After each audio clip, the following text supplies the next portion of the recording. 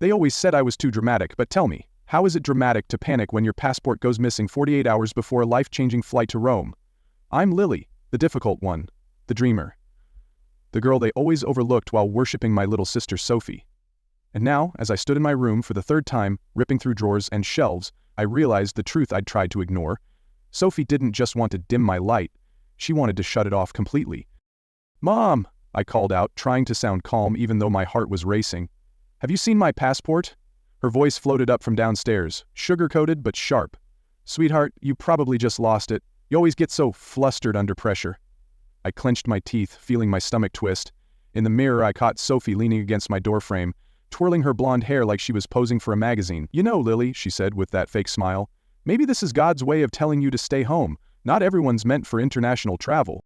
Her words stung, but not as much as the smirk she wore while saying them. I glanced at the scholarship letter on my desk. Full ride to a world-class global policy program. I had kept it a secret until the last moment, trying to protect something that felt too fragile to share. "I got in fair and square," I said, my hands trembling as I rifled through my drawer again. "Why can't you just be happy for me?" Sophie stepped inside without asking. "Oh, I am happy for you. I just worry. Remember the science fair fire? Or your prom dress and that bleach accident? You're so unlucky." My fists clenched. We both knew those weren't accidents. Those weren't accidents, and deep down we both knew it. The science fair fire, the ruined prom dress, those were warnings, not coincidences. And now my passport, this was sabotage. As I stood frozen in my room, Dad's voice thundered from downstairs. "Lily, family meeting, now!"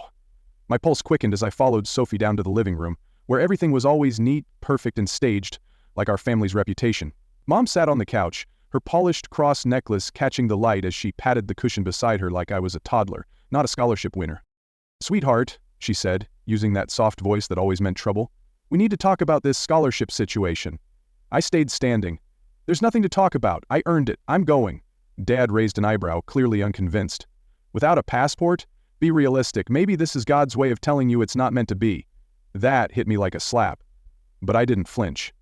"I'm more than ready," I said. Before I could say anything else, Sophie stepped in, voice shaky with fake tears. "She's just jealous," she sniffled. "Ever since I got asked to be youth pastor, she's been trying to steal attention. Now she's making up stories about missing passports?" My mouth opened, but I didn't even get the chance to defend myself before Mom reached over and wrapped her arms around Sophie, stroking her hair like she was the victim. Then she gave me that look. That silent, sharp glare that always said, "You're the problem. You're the one hurting this family." And just like that, the room turned against me again. "Lily," Mom said gently, with that rehearsed warmth she always used when pushing her own agenda, "sometimes God closes doors for a reason. Remember what Pastor Mike said about contentment? That word contentment echoed in my head like a warning bell, not a comfort. It wasn't advice, it was a muzzle. Something inside me shifted, not loudly, not angrily, but quietly, finally. A click, like a lock sliding into place. I looked at her and said, "You're right," my voice calm, controlled. "Maybe I should pray about it." The relief was immediate. "That's my girl," Dad said, nodding with a proud little smirk, convinced I was folding back into line. "I think I need some time alone," I added, already turning toward the stairs. "Of course, sweetie," Mom called after me, her voice dripping with victory. "I'll bring you some tea later." I made it to my room and closed the door gently behind me, but the moment it latched, everything changed. I pulled out my phone, heart steady, fingers sure, and typed the message I'd been holding in for days. "Plan Alpha is a go." Malik's reply came seconds later. "I've got the passport, meet you at 5 a.m. The air around me felt different now. Charged, focused, sharp. No more shaking, no more begging to be seen. If they thought I was giving up, they'd made their last mistake. Because I wasn't backing down, was breaking free, quietly, completely, forever. "Backup passport ready. You sure about this?" Malik's message lit up my screen just as I turned from the window. I could see Sophie in her room across the yard, laughing into her phone, probably mid-gossip about how I'd cracked under pressure again. She noticed me watching, flashed a smug smile, and blew a kiss, as if she'd already won. That tiny gesture, so confident and cruel, reminded me of every time she'd torched my confidence and walked away clean. My science fair project, my prom dress, my spot in student council, all perfectly timed disasters that only I seemed to notice and no one else dared to believe. Gaslighting? They'd never call it that, not when it came from the golden child. I thought about how they all saw me, the quiet one, the rule follower, the girl who worked hard in silence and never asked for more. but they misunderstood silence for submission. Tonight, I wasn't quiet because I was weak. I was quiet because I was focused. I typed back, absolutely sure, see you at 5 a.m. My hands didn't shake, my chest didn't tighten. For once, I felt steady. I heard Mom's footsteps coming up the stairs, the clink of porcelain confirming she'd brought that cup of tea, her nightly offering of control dressed up as comfort. I slipped my phone under my pillow, pulled the covers over me, and forced my breath to slow. Time to give them one final performance, the last act of the obedient daughter. Because tomorrow, I wouldn't just be leaving, I'd be reclaiming every part of myself they'd tried to erase. I wiped my face, making sure it looked puffy and red like I'd been crying for hours. If I was going to play this part, I had to sell it. Let them believe they'd broken me again. Let them think they'd won this battle of wills. I glanced at the untouched tea on my nightstand, now cold and bitter like the forced sympathy behind it. I hadn't touched a drop. Instead, I laid there, fake sobbing into my pillow while listening to Sophie through the wall, spinning her web, as always. I just feel so bad for her, she said to whoever was on the other end. She's always been, fragile. That word made me want to scream. That was the narrative she had worked so hard to brand me with. The weak one, the unstable one. But tonight? Tonight I was neither. At 9:47 p.m. my phone buzzed with a quiet reminder. It was time. I stood, straightened my shirt, then deliberately slumped my shoulders, dragging my feet down the hallway just loud enough for them to hear. Mom, Dad, can we talk? I asked softly, playing my role like a seasoned actress. They didn't even look surprised. Dad barely turned his head from his recliner. Mom marked her place in her devotional book, the one she always read when pretending she was being spiritually guided instead of just avoiding accountability. I took in the familiar scene, the comfort, the smugness, the assumption that I'd come to apologize or give up, and I felt calm. They had no idea the show was almost over. I wasn't here to ask, I was here to close the curtain. They shared that look, the same tired glance they always used whenever I dared to challenge the narrative, the one that said I was being dramatic, unstable, and difficult. Of course, sweetheart, Mom said gently, patting the couch like I was a child needing comfort, not answers. We've been worried about you. I sat down slowly, my phone clenched in my hand like a shield. I need to know if you've seen my passport, the one I lost a few months ago. That got their attention. Dad's head snapped toward me. Months ago? What do you mean, months? I let my voice tremble, like I was unsure. I guess I never told you. I lost it back in March, right after I got the scholarship. I was embarrassed. Mom's face twitched, just slightly. March? But you said you just got the letter last week. Actually, I said, pulling up the email, I got it in February. I just didn't know how to tell you. Dad's expression shifted fast, confusion, anger, and something like guilt flashing across his face. You've been lying to us, he growled, rising to his feet. For months. I didn't flinch. Like how you're lying about my passport? Sophie chose that exact moment to step into the room, feigning innocence. How dare you accuse us, she cried, voice pitched for maximum drama. She's just trying to blame everyone else for her mistakes. Again, I stood, tired of the performance. I'm not stupid, I said evenly. You've been sabotaging me for years. The science fair fire? I saw you in the garage with matches. The prom dress? You just happened to be doing laundry right before it got bleached? Sophie's eyes filled with fake tears. You're being ridiculous. Mom, make her stop. Lily, Mom snapped, her voice hard and unforgiving. Apologize to your sister right now. I looked her dead in the eye. No. My voice didn't shake. Not this time. I don't need your approval, and I definitely don't need your prayers. I didn't raise my voice. I didn't cry. I just said it plain, steady, and final. I turned for the stairs, heart pounding but lighter with every step. We only want what's best for you, Mom called after me. I stopped, turned back one last time and met her eyes. No, I said quietly.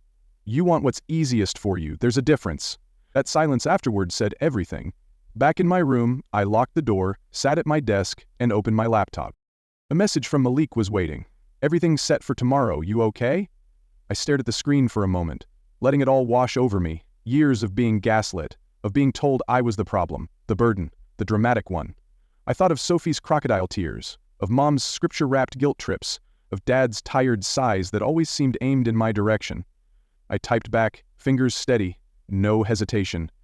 Better than okay. They finally showed their true colors, and for the first time in a long time, I felt free.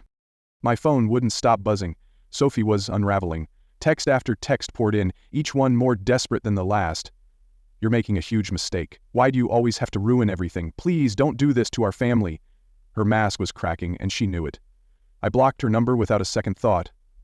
Through the thin walls, I heard her break down loud sobs, footsteps rushing to comfort her. Let them console the golden child whose grip on the spotlight was finally slipping. I checked my hidden backpack for the 100th time. Backup passport, scholarship paperwork, plane ticket, everything in place. 8 hours from now I'd be gone, and they'd never see it coming. I didn't even try to sleep. At 4:45 IMM, I slipped out of bed fully dressed, nerves on fire but focused. I retrieved my backpack from behind the closet and texted Malik. Outside in 5, you ready? I took one last look around, photos that erased me, a desk where I worked myself numb, and a cross on the wall that felt more like control than comfort. I left a note on my pillow. Some doors are meant to stay closed. Don't try to find me. Downstairs, I stepped over the 3rd stair to avoid the creak. The smell of coffee was strong.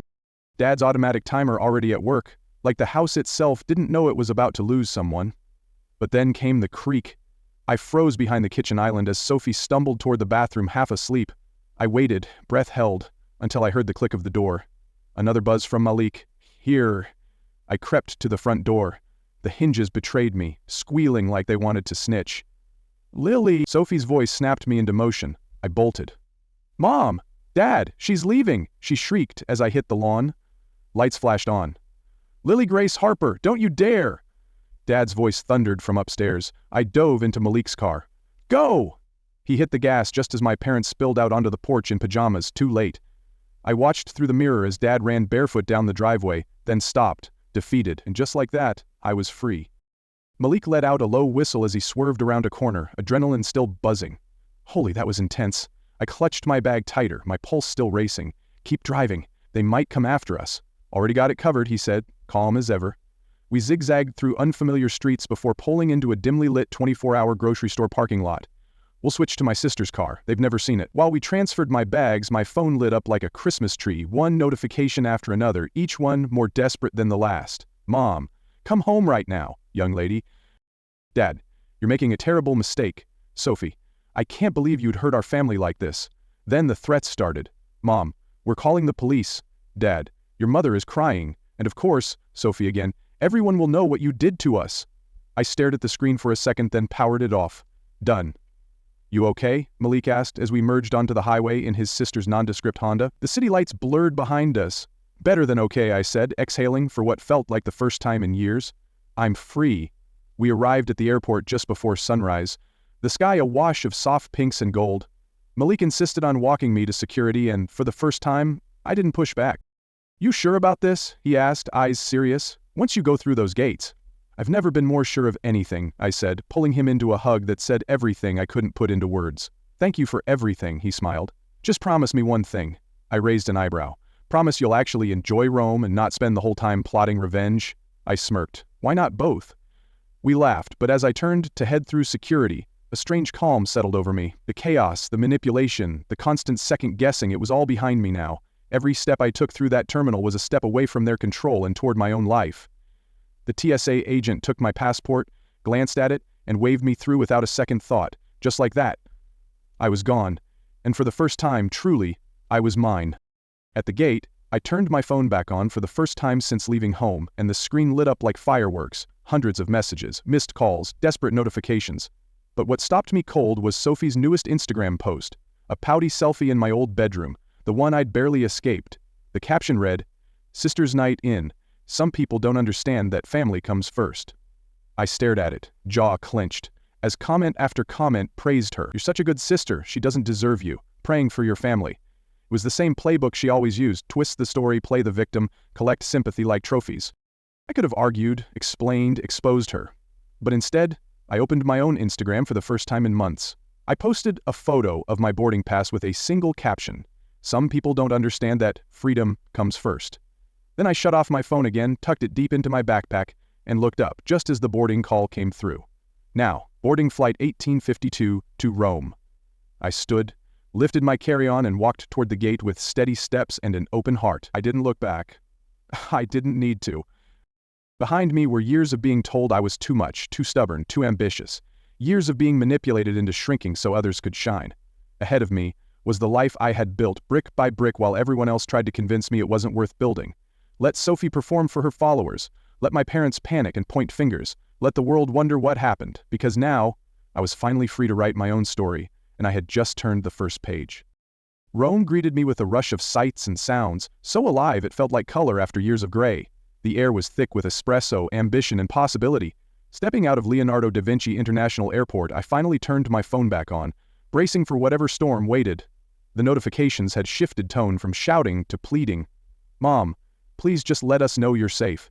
Dad, we can work this out as a family. Sophie, you're being so selfish." Mom hasn't stopped crying. The guilt they once used as a leash now felt like background noise. Then, a new message flashed from an unknown number. "Hi Lily, I'm Nora from the scholarship program. I'm your assigned mentor. Look for the red scarf at arrivals." And there she was, confident, grounded, welcoming. "You must be our American rebel," she said with a grin, wrapping me in a hug that felt more genuine than any I'd gotten back home in years. "We know it's been a ride, but from here on out, you're not doing it alone." As we pulled up to the residence, a quiet, ivy-draped monastery-turned-international campus, I couldn't help but stare. My room looked out onto a courtyard alive with students from every corner of the world. They spoke about things that mattered: power, change, identity. Nora helped me unpack quickly. "Orientation's in an hour," she said, almost apologetic. "They're tossing you right into the deep end, UN ambassador's opening address and all." I laughed nervously, probably a little pale. "Relax," she smiled. "I read your application. You're more than ready." Minutes later, I found myself sitting near the front of a packed hall, surrounded by minds that had also fought their way here. I tried to steady my breath, to belong without showing how new it all felt. Then the director stepped up and said, "Today's first presenter is a last-minute addition." My stomach flipped. I wasn't just writing my story anymore. I was about to read the first chapter out loud. As I stood at the podium, heart thudding in my chest, I felt every eye in the room lock onto me. "Lily from New York will share her analysis of grassroots movements in digital spaces," the director had announced. I wasn't ready, or at least I thought I wasn't. But then I remembered Nora's words, the betrayal back home, and how hard I'd fought just to stand here. I wasn't going to let fear steal this from me too. I spoke with clarity and conviction, channeling every silenced moment into truth. Social media isn't just about likes and trends, it's a tool of disruption. A way for the unheard to organize, for the overlooked to rise. 15 minutes passed like seconds, but I felt every moment settle into the minds around me. Even the ambassador nodded. When I stepped down, something had shifted. I wasn't just a girl with a backup passport anymore, I was a voice.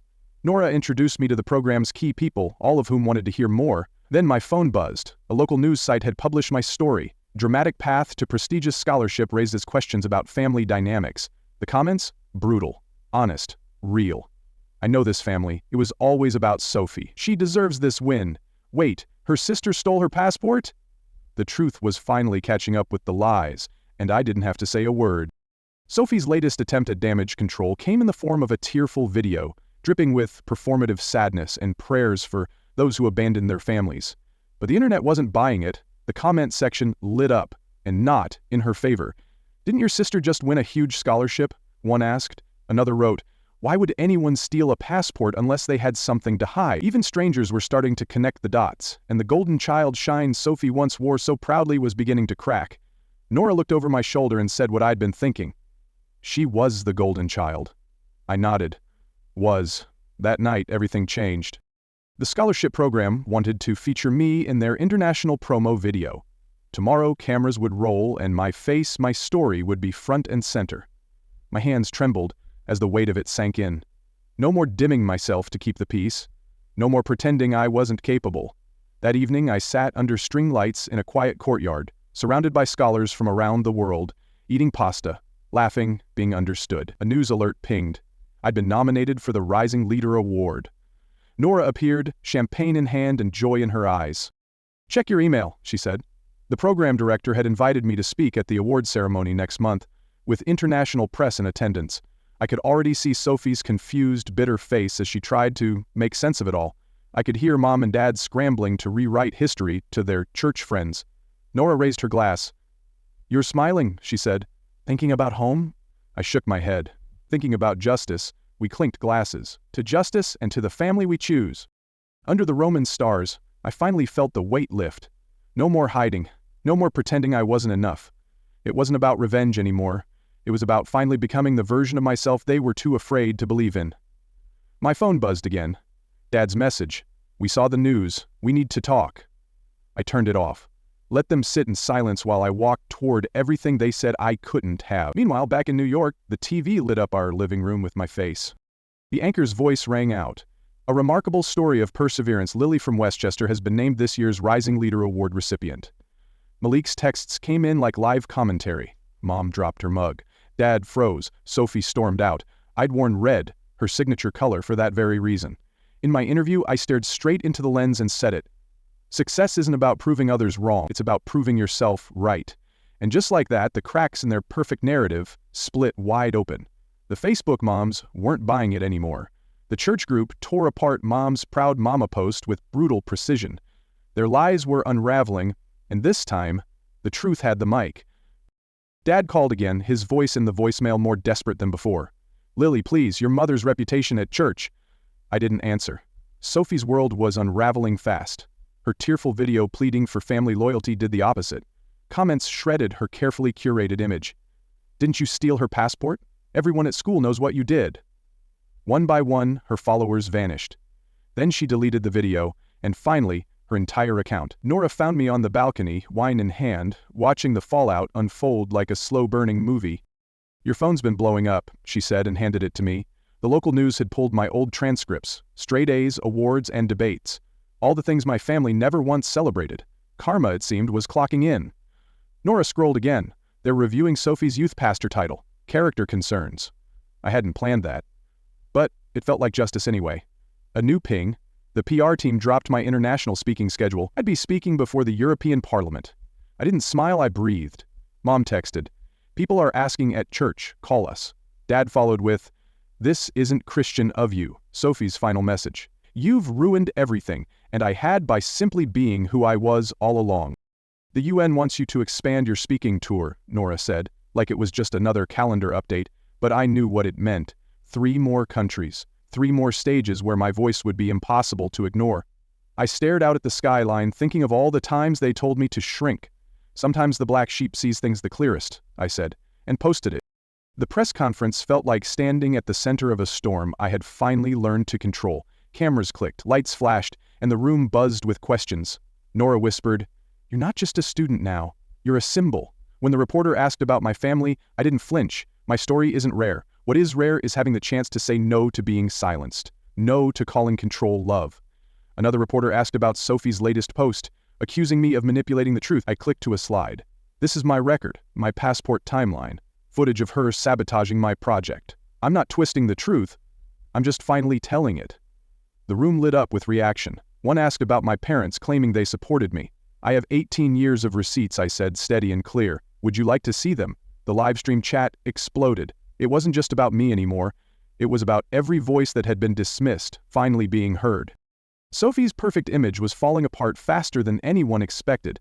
Malik sent me a video from her youth group where a teen straight up asked, "How can you talk about integrity after stealing your sister's passport?" She ran out crying, but this time, no one rushed to comfort her. Meanwhile, Mom tried damage control with a long, sugar-coated Facebook post claiming she supported both daughters equally. But receipts don't lie. Screenshots of her dismissing my dreams flooded the comments. The church board called an emergency meeting. Dad ghosted his prayer group. Their once polished reputation was unraveling thread by thread. Then my phone buzzed with breaking news. I'd just been named a global youth ambassador. Nora leaned in, smiling. Permanent position. Diplomatic status. You ready? All those years they told me I needed their protection. Turns out, I just needed space to grow. A reporter asked if I was trying to punish my family. I didn't flinch. No, I'm just succeeding. That's what they can't handle. After the press conference, Nora pulled up trending tags. Black sheep success was everywhere. Then came the email. The White House Youth Summit invited me to be the keynote speaker. In my inbox were stories from strangers who felt like I used to, and now they weren't afraid anymore. Mom's old family updates thread, once a highlight reel of Sophie's every mediocre accomplishment, was still active, and like always, I'd never been mentioned. So I hit reply all and dropped in a clip from my latest international interview. No anger, just truth. Sometimes love doesn't feel like love. Sometimes it feels like control, like being told to shrink so someone else can shine. That's not love. That's abuse dressed as protection. I hit send, and within minutes, replies poured in. Cousins, uncles, aunts, I barely remembered, said, "We had no idea. Your parents never talked about you." This explained so much. Melik texted, "Your mom left church crying. The pastor's wife refused to sit with her. Sophie's out of the youth program, officially for personal reasons. I should have felt triumphant, but I didn't. I felt light, finally free. Nora walked in with a contract and said, "UN's waiting." As I signed, my dad's message popped up. "We hope you find what you're looking for." No apology, no ownership, just distance, pretending to be concerned. I typed back, "I already did. I found me, the version you tried to bury, and she's magnificent." Then I looked at Nora. "When's our flight to Geneva?" She smiled. "Tomorrow morning. Let's go." The lights in the gala ballroom shimmered like the future I had fought to reach. And as I stepped up to the microphone, I felt the gravity of every moment that had led here. Let them watch from their small-town shadows, clutching their narratives like holy scripts. Let them see what happens when you try to dim someone's light and fail. It had been 6 months since I escaped that house, and now the Rising Leader Award wasn't just a trophy, it was proof. Nora adjusted my gown as Malik messaged, "They're praying for your soul." I smiled. Let them pray. I wasn't carrying guilt anymore. The room hushed as the director took the stage. Tonight's recipient redefined what it means to overcome adversity. Please welcome Lily. As I walked forward, I saw every moment of dismissal, every time I'd been told to shrink, unravel behind me. Success stories usually begin with, "I had a dream," I said. But mine? It started with a backup passport. The room laughed, then leaned in as I spoke of toxic love dressed as protection. I didn't name names, but they knew. Ambassadors nodded, cameras rolled. My sister stole my passport. My parents called it God's will. But it wasn't protection. They were just protecting themselves from watching me outgrow them. My phone buzzed Malik again. "Your mom just walked out. Sophie's live stream keeps crashing." I smiled. To every young person told to stay small. Don't. Your dreams don't need permission. I accepted the award not just for myself, but for every scapegoat who dared to fly. And to my family watching at home. Thank you. Your fear of my light only proved how brightly I could shine. The room erupted. This time, I didn't hide. I owned every flicker of the spotlight. At the reception, as champagne glasses clinked and applause still echoed, my phone buzzed like it was on fire. Sophie had finally posted her response video, her face red and voice trembling as she called my speech a cruel attack on our loving family. She begged for sympathy, but the internet wasn't buying it. "Give it up, sis. Return the passport yet? Your act isn't working anymore." Within minutes, she deleted the video. Nora joined me with a group of UN officials. "They want to expand your speaking tour, Asia, Africa, South America. People are listening." As if on cue, my phone lit up with a familiar message from Mom. "We hope you find what you're looking for." No apology, no ownership. Just the same hollow line wrapped in guilt. I handed my phone to Nora. "Block them all," she hesitated. "You sure? They're not watching to grow. They're watching to tear me down, to prove I never deserved this. But I'm done performing for their comfort." A reporter approached and asked gently, "What makes you most proud of your journey?" I didn't have to think long. I remembered the girl who hid a passport in fear. The girl who was told to dream smaller. "That I got here on my own," I said, my voice steady, "even when no one believed I should." Nora stepped onto the balcony, her eyes bright. "Major networks picked up your story. They're calling you the voice of a generation."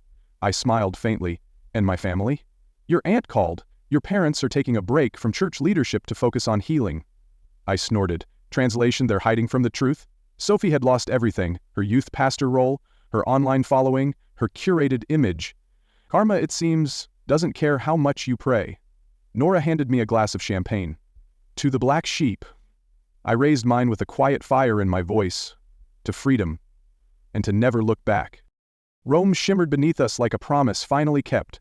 Somewhere across the ocean, my family was likely crafting a new version of events, something about their poor, misguided daughter who lost her way. But I wasn't lost. For the first time, I was exactly where I was supposed to be. No more shrinking, no more second-guessing. I opened my laptop in my Geneva hotel suite, scanning the interview questions from a global youth magazine. Most were standard, until one stopped me cold. "Was revenge worth the cost of losing your family?" Nora looked up from the couch. "You don't have to answer that." But I knew I did. I typed slowly, carefully. "Revenge implies bitterness. What I did wasn't about hurting anyone, it was about refusing to keep hurting myself." I stopped confusing control for love. The real question isn't about revenge. It's whether the truth is worth the fallout. And I've learned freedom always comes with a price. Just then, Malik sent me a news clip. My parents' church was fracturing, the pastor now questioning their example. A follow-up text read, "Your mom tried joining a new congregation. They Googled her first." I expected pride, maybe even victory, but all I felt was stillness. peace. Closure. Miss Lily, came a knock at the door. The UN Secretary General moved up your meeting. Cars waiting downstairs. Nora stood by with her tablet, grinning. Ready to change some policies? Almost, I said, returning to my interview response. Success isn't sweet revenge, it's proof that their limitations were never mine. Their small dreams were never my ceiling. Their fear was never my future. Down in the hotel lobby, the world buzzed, ambassadors, advisors, aides, moving with purpose. While waiting for the elevator, I overheard a mother whisper sharply to her teenage daughter, "We're not having this discussion. You'll study law, end of story." The girl looked crushed. "But I want to study art." I couldn't stay silent. "Excuse me," I said gently. They both turned, recognition flickering across their faces. "You're her," the mother said, "the one whose family tried to silence her." "Yes," I nodded, "and protection shouldn't feel like suffocation." I turned to the daughter. "Email me. I know art schools in Rome that would love your voice." The mother hesitated, then nodded slightly. As we got into the car, Nora said, "That was unexpected." I smiled. Maybe the best revenge is making sure no one else needs one. My phone buzzed. Sophie's first post in months. To my sister, "I'm sorry, not for the internet, just sorry." Her bio read, "Learning to celebrate, not compete." Nora glanced over. "You replying?" I shook my head. Her healing is hers now. I've already found mine. At the UN building, an aide hurried over. "The Secretary General would like you to begin with your personal story." I paused, thinking of that terrified girl with a backup passport, of Sophie's quiet apology, of a mother in a hotel lobby who might now see her daughter differently. "Tell him I won't just share the past," I replied. "I'll share what survival becomes when you stop apologizing for taking up space." That night, I typed my final words. Sometimes family is found, not given, and freedom? It's not the absence of them. It's the presence of you. My phone buzzed one last time. A message from an unknown number lit up the screen. "I watched your speech. I'm leaving for college tomorrow. My parents tried to stop me, but I got a backup passport too. Thank you for showing me it's possible." I smiled, thinking back to that flight to Rome, the moment everything changed. "Good luck," I replied. "The world is bigger than their fears." Nora knocked on my door. "Ours here. TED Talk time." I grabbed my notes, glanced in the mirror, and saw a woman who no longer flinched at her reflection. Let's go help some more black sheep fly. Too many of us grow up believing that choosing ourselves means we're betraying someone else. But Lily's story reminds us that protecting your dreams, your voice, and your peace isn't selfish, it's survival.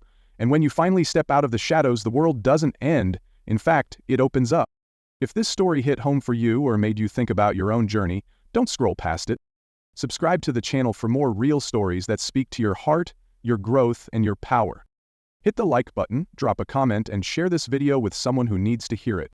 And if you're on the edge of choosing yourself, let this be your sign. You don't need anyone's permission to take up space. You've always been enough, now go live like it. Subscribe now, your story starts here.